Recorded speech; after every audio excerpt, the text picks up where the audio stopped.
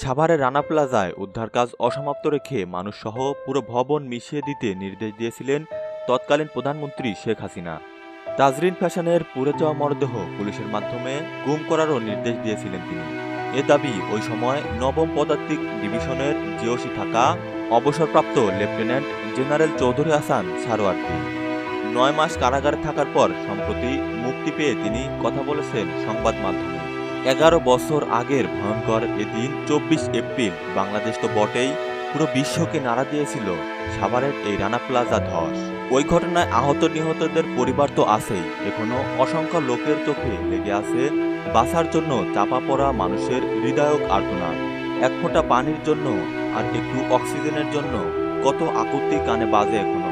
১১৩৬ জন নিহতের এই মর্মান্তিক ঘটনায় জীবিত উদ্ধার করা হয় ২৪৩৮ জনকে। উদ্ধার কাজের সার্বিক তদারকের দায়িত্ব ছিলেন সেনাবাহিনীর নবম পদাতিক ডিভিশন, যার দায়িত্বে ছিলেন সাভারের জেনারেল অফিসার কমান্ডিং বা জিওসি তৎকালীন মেজর জেনারেল চৌধুরী হাসান সরোয়ার্দী।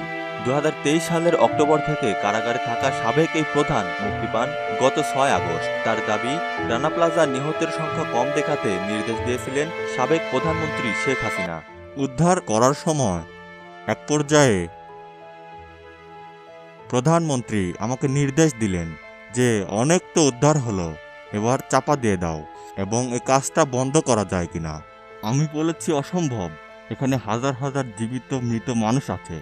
আমি উদ্ধার করছি আপনার কথা বলে যে আপনি নির্দেশ দিয়েছেন জীবিত কিংবা মৃত ব্যক্তি, শেষ ব্যক্তি উদ্ধার না হওয়া পর্যন্ত এই অভিযান চলবে, আমি এখান থেকে যেতে পারি না। তিনি বললেন, স্পেকট্রা গার্মেন্টস নামে একটি গার্মেন্টস পূর্ববর্তী বিএনপি আমলে ধ্বংস হয়েছিল এবং সেটাতে মানুষ চাপা দেওয়া হয়েছে, কাউকে উদ্ধার করা হয়নি। রানা প্লাজা থেকে ১৭ দিন পর জীবিত উদ্ধার হয় রেশমা। আলোচিত ঘটনার সম্পর্কে সন্দেহ অনেকের, আসলে কি হয়েছিল জানতে চায় চৌধুরী হাসানের কাছে। তারপরে অনেক কথা হয়েছে, সংসদে এটা নিয়ে প্রতিবাদ করা হয়েছে, কিভাবে উদ্ধার হলো, কি হলো, এটা জানতে চাওয়া হয়েছে। সংগঠন থেকে বলা হয়েছিল এটা বিচার বিভাগীয় তদন্ত করা হোক।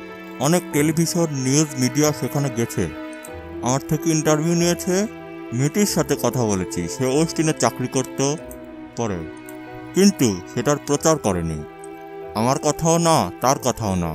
গন্ডগোলটা কোথায়? ২০২২ সালের নভেম্বরে তাজরিন ফ্যাশনের আগুন লেগে অজ্ঞান হন ১১৭ পোশাক কর্মী, আহত হয়েছিলেন ২০০। হাসান সরোয়ার্দী দাবি করেন, তাজরিনের ঘটনার সময়ও তাকে আইনসিদ্ধ না মানার নির্দেশ দিয়েছিলেন সাবেক প্রধানমন্ত্রী শেখ হাসিনা। এরকম আরও অনৈতিক নির্দেশনা অমান্য করায় তিনি আওয়ামী লীগ সরকারের অপ্রিয় পাত্রে পরিণত বলে দাবি ন্যাশনাল ডিফেন্স কলেজের সাবেক এই কমান্ডেন্ট। সংবাদ সন্ধান, মোহাম্মদ মিরাজ।